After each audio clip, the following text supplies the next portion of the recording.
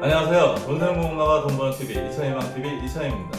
오늘은 우리가 ETF나 ETN에 투자할 때요, 레버리지, 인버스, 곧버스 상품은 절대 장기 투자하면 안 된다는 그런 내용으로 말씀을 드리겠습니다.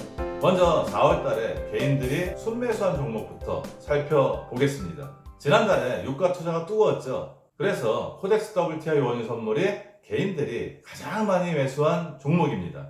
두 번째는 코덱스 곧버스 상품이고요. 일곱 번째가 코덱스 인버스 상품, 열 번째가 코덱스 코스닥 인버스 상품으로요. 지난달에 방향을 예측하고 투자하신 분들이 주가 하락 쪽에 배팅을 하셨지만 지난달은 계속해서 주가가 상승했던 달이었기 때문에요. 현재까지는 그 방향이 맞지 않고 있습니다. 하지만 앞으로 주가가 어떻게 움직일지 그 부분은 누구도 장담할 수 없습니다.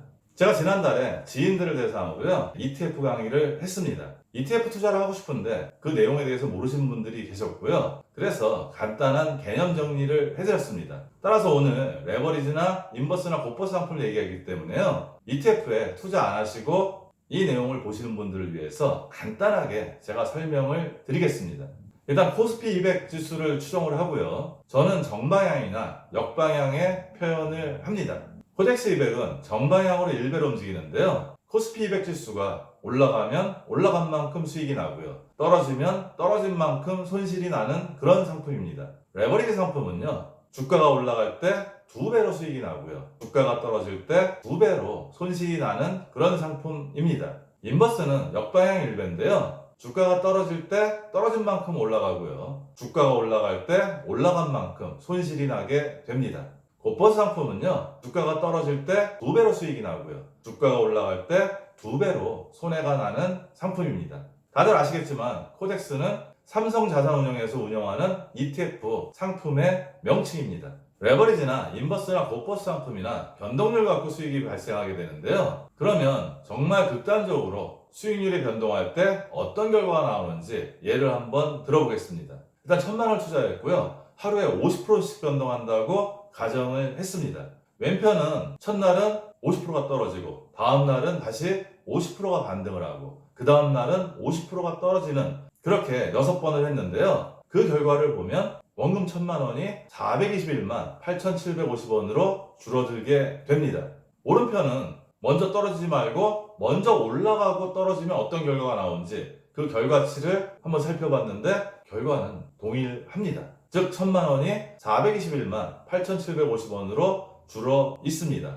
주가가 하루에 50%씩 변동하는 일은 거의 없습니다. 따라서 우리가 현실감을 좀 키우기 위해서 1% 변동했을 때를 제가 한번 또 시뮬레이션 해봤습니다.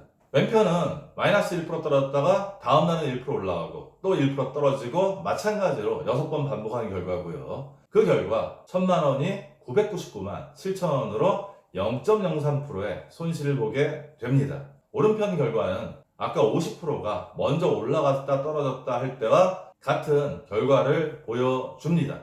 즉 올라갔다 내려갔다 하는 장세에서는요, 수익률이 나빠질 수밖에 없다고 생각을 하시면 됩니다. 이 부분은 주가 지수가 아니고요, 변동폭을 놓고 한 결과이기 때문에요. 이런 결과치가 나온다면 2000에서 출발했다면요, 6일째는 그 지수는 더 낮아져 있는 결과치가 나오게 됩니다. 쉽게 생각하면 주가 지수가 현재 2000포인트인데요. 10% 떨어지면 1800이 되고요. 그 다음날 다시 10%가 올라가면 1980이 됩니다. 이렇게 2000에서 올라가고 떨어지는 게 반복되다 보면 주가 지수 2000이 어느 순간 지나면 상당히 하단으로 내려와 있는 것을 발견할 수 있습니다. 우리가 레버리지나 인버스나 곧버스 상품을 이해하려면요, 이렇게 변동률에 따라서 수익이 어떻게 움직이는지 그 부분을 잘 알아야 합니다. 아마 레버리지나 인버스, 곧버스 상품 장기 투자하지 말라는 얘기는 재테크책이나 방송에서 많이 보셨을 겁니다. 제가 수학을 잘 못해서요, 계산식으로는 잘 이해를 못하고요, 실제로 주가가 변동한 거를 놓고 보니까 정말 장기 투자하면 안 되겠더라고요. 그래서 여러분들도 제가 만든 자료를 보면 저와 똑같이 이런 상품들은 장기 투자하면 안 되겠구나, 그런 느낌을 받으실 거라고 확신을 합니다. 실제로 2020년 1월 2일에서요 4월 29일까지 주가가 변동한 내용을 요약한 도표입니다. 1월 2일 날 코스피 지수는 2175.17에서요 4월 29일 날 1947.56으로 마이너스 10.46% 떨어졌습니다. 우리가 코스피 지수는 매일 보니까 이해가 되는데요. 레버리지나 인버스나 곧버스 상품이 추정하는 코스피 200 지수는 선뜻 눈에 잘 안 들어옵니다. 마찬가지 기간에 코스피 200은요 290.35에서 258.15로요 마이너스 11.09%가 떨어져서 코스피 지수보다는 조금 더 떨어졌습니다. 정방향 일배로 움직이는 코덱스 200은요 마이너스 12.37%로 조금 더 떨어졌고요. 레버리지는 코스피 200이 11.09%로 떨어졌다면 대략 한 마이너스 22% 나야 되는데 실제로는 마이너스 26.20%로 더 많이 떨어졌습니다. 이렇게 주가가 떨어지면 수익률이 발생하는 인버스 상품 어떤지 한번 자세히 보시면요. 코덱스 인버스 상품은 5.68% 수익이 났는데요. 실질적으로 얘기하면 코스피 200이 마이너스 11.09%로 떨어졌기 때문에 11.09%의 수익이 나야 되는데 실제로는 수익이 덜 났습니다. 코덱스 200 곧버스 상품 더한데요. 실질적으로 22%의 수익이 나야 되는데 실제로 발생한 수익은 4.94%밖에 되지 않습니다. 즉 기간이 오래되면요 수익률이 왜곡되는 현상을 제가 이번 자료를 만들면서 확인할 수 있었습니다. 이번에는요 주가 하락이 시작되는 시점에서 최저점까지 떨어진 올해 1월 22일부터 3월 19일의 변동을 한번 살펴봤습니다. 이 기간 동안 코스피 지수는 2267.25에서 1457.64로 마이너스 35.70%가 떨어졌고요. 코스피 지수는 마이너스 34.89%를 기록했습니다. 코덱스 200은 거의 비슷하게 움직였고요. 레버리지는 실제보다는 덜 떨어졌습니다. 즉 코스피 200 지수가 마이너스 34.89%면 대략 한 70% 가까이 손실이 나야 되는데 마이너스 58.57%로 그 손실폭은 좀 줄어 있었습니다. 인버스 상품은 수익이 34.89% 근처에서 나야 되는데 훨씬 더 많이 나서 50.61%가 났고요. 곧버스 상품은 대략 한 70% 정도 수익이 나야 되는데 119.43%의 수익이 났습니다. 마찬가지로 이 기간 동안에는 우리가 생각했던 대로 움직이지 않고 레버리지나 인버스나 곧버스 상품의 수익률에 왜곡이 발생을 했습니다. 그러면 이번에는 주가가 다시 반등을 해서 상승한 시기를 한번 살펴보겠습니다. 3월 19일 날 1457.64였던 코스피 지수는 4월 29일 날 1947.56으로 33.61%가 상승을 했습니다. 같은 기간 코스피 200은 29.54%가 상승을 했고요. 코덱스 200은 약간 못 따라가서 27.56%의 수익률이 났습니다. 레버리지 상품도 코덱스 200 상품과 마찬가지로 코스피 200의 2배 정도 수익을 거의 냈습니다. 코덱스 인버스는요 원래 마이너스 29.54%가 떨어져야 되는데 마이너스 26.03%만 떨어졌고요. 코덱스 200 곧버스 상품은 대략 60% 가까이 손실이 나야 되는데 마이너스 46.82%로 덜 떨어졌습니다. 주가가 가파르게 상승할 때나 가파르게 하락할 때는 레버리지나 인버스나 손실이 날 때는 좀 덜 나고 수익이 날 때는 더 많이 나는 것을 발견할 수 있었습니다.